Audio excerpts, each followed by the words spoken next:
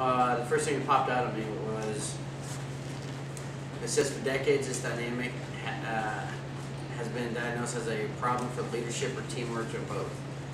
Basically, the dictator by default syndrome is what they're calling it, where a team can't decide and the CEO has to come in and decide for them. I personally think that should never happen. If you bring a team in, especially outside the company that specializes in stuff like this, they should be able to get it done.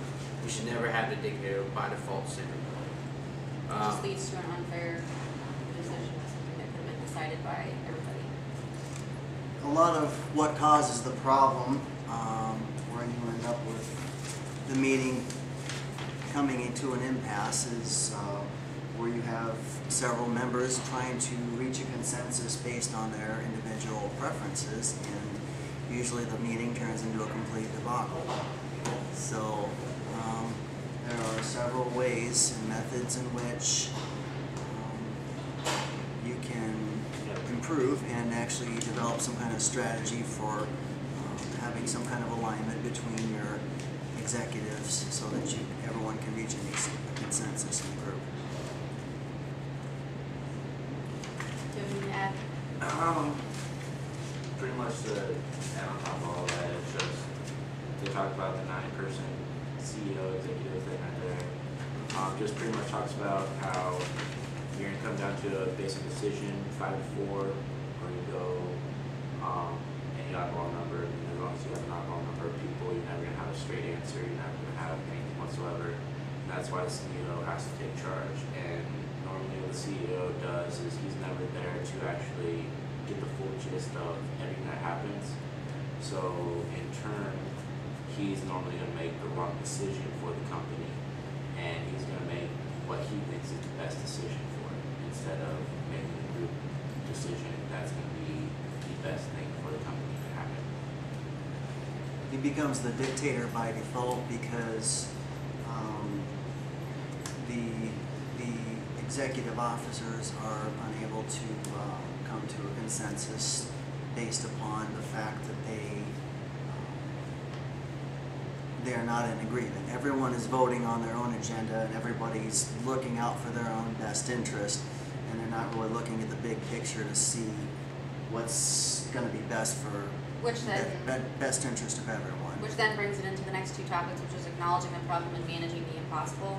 Acknowledging the problem pretty much leads into talking about how whenever somebody can't agree within the group, that you should be able to talk about it and come up with a better solution instead of trying to say, hey, I'm going to overrule you with my problem and everything else. Well, like acknowledging a problem, it says one thing I think another thing I think should never happen. It says questions from the head of sales and marketing who have spent only a day or two with a briefing book and 20 minutes watching a PowerPoint presentation will most likely be treated as a comment tossed from the peanut gallery. So the team remains silent and unwittingly locked in a voting paradox. I think whenever a team goes into something, they shouldn't have a day or two. When you start something, and it explains it later on, is you should list the things you want done right off the bat. Everybody agree on the stuff that needs to get done, and the stuff that, like the bad stuff and the good stuff. That way, when it comes to, the CEO or these other people doing decisions and showing the steps and plans to do this, these head of sales and marketing are that's their department, and basically it's saying that they don't know what's going on because they haven't had a chance to go over everything, and so they're keeping quiet because their comments are nothing. That should never happen, ever. It doesn't matter how long you've been with the company, as long as you've gone through the books and you've gone through everything else like that, you should at least still talk to other executives, CEOs, just to get a heads up on that, because that's what they've gone to school for. They've gone to school for marketing. They've gone to school for sales. That is their department. Nobody else's. And if the CEO is not going to be willing to sit down and actually listen to what they have to say, then what's the point of having head of sales? Or, it never talks about a time frame in here either. It never talks about a time frame. You should always have a time frame. Problem one, we have so many days or X amount of months to deal with problem one. Okay. Problem two, we have this much. Problem three, we have this much time, and it doesn't. And I think We that's all know that, like, in the project that we're doing for class, we have a certain amount, a lot of time, and we have certain steps we're supposed to take to get to that project to get it done. So it's just the same thing as whatever, so the fact that they don't have a timeline just makes it for impossible to be done, so. And then it just goes about talking about articulate clearly what outcome you are asking. That goes along with being a good listener. Okay, you know, people are assuming stuff. They're assuming the other people know what's going on. They're assuming everybody knows exactly what that person knows. That doesn't happen. That's when everybody has to get together, and not everybody's going to agree on stuff, but they have to come to somewhat of an understanding of everything and everybody that's involved in what everybody knows. Otherwise, I mean, this business would go under. Which is pretty much what it's saying, that if you don't have the teams to be able to go off of when you work together to not decide as a team and not to stick it together, to not have something to say, you're not gonna be able to come up with a good outcome. So, Perfect example, Walmart. okay then, see? And it also says, like, talks about the CEOs taking charge, okay? They're getting fed up, they take charge. And it says, you know, it says it may also help avert the political horse trading that can occur when executives try to protect their interests rather than aiming for a common goal. You know, that's, yeah, the executives and the CEOs of the company, but that team's there to do a job. They're hired to do a job. They should tell the CEOs and the executives, this is what you hired us for, let us handle it. You know, please leave or anything.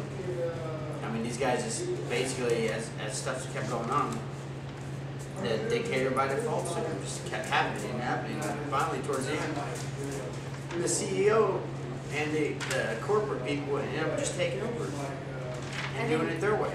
I think it pretty much just ends up saying that no matter what, you should be able to make a team work. And you should. You should force a decision to be made upon the CEO because they're gonna decide what they choose to for their best interest, not for everybody else's. And then oftentimes both the executives and all the people under the executives are going to end up hating the decision the CEO makes, and of course the CEO ends up being the bad guy in the end. And then Alright, well, the thing is through the CEO corruption and executives not making perfect examples on what they need done with the company, they can't really decide on what they want. It's going to throw out Walmart. I talked to you guys already about it, and what happens through the corruption of Walmart. There's so many Walmarts throughout the entire world. Doesn't matter doesn't matter who you are. Everyone knows what Walmart is. Nobody knows exactly what's going on the inside. Ever since the founding mother passed away, finally, her sons actually took over, and they actually started to increase sales by decreasing employment. Walmart's always going to say that they're hiring, but in reality, they're not really doing that. And then the CEOs get together with the sons of what's his name? I forget his name. And isn't it Walton? something like that. Sam Walton. Yeah, that's it. And they just pretty much talk about how they're going to make more money throughout the entire year by dropping sale or by dropping employment and by increasing employment in Asia and stuff like that, just so that they can make more profit.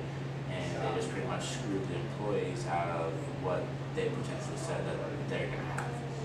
Okay.